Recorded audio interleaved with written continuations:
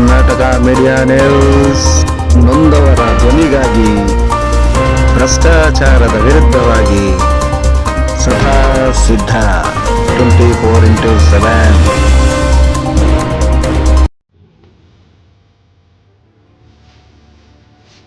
ಶ್ರೀ ಷಡಕ್ಷರಿಮುನಿ ಸ್ವಾಮೀಜಿಗಳು ಹರಿಹರದಿಂದ ಬೆಂಗಳೂರಿಗೆ ಒಳ ಮೀಸಲಾತಿ ಜಾರಿಗೆಗಾಗಿ ಪಾದಯಾತ್ರೆ ಕೈಗೊಂಡಿದ್ದರು. ದಾರಿ ಮಧ್ಯದಲ್ಲಿ ಆರೋಗ್ಯ ತಪಾಸಣೆ ಮಾಡಿದ ಆರೋಗ್ಯ ಇಲಾಖೆ ಯಾವುದೇ ಆರೋಗ್ಯ ಏರುಪೇರು ಇಲ್ಲ ಎಂದು ಆರೋಗ್ಯ ಇಲಾಖೆಯು ಕಾಳಜಿ ವಹಿಸಿದ್ದು ಹೀಗೆ.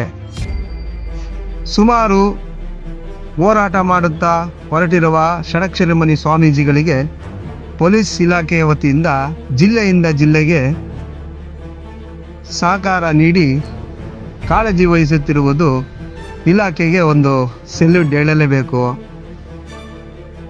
ಮಾದಿಗ ಒಳ ಮೀಸಲಾತಿ ಜಾರಿಗೆಗಾಗಿ ಶ್ರೀ ಷಡಕ್ಷರಿಮುನಿ ಸ್ವಾಮೀಜಿಗಳು ಈ ವಯಸ್ಸಿನಲ್ಲಿ ಕೂಡ ಪಾದಯಾತ್ರೆಯ ಮೂಲಕ ಹೋರಾಟ ಮಾಡುತ್ತಿರುವುದೇ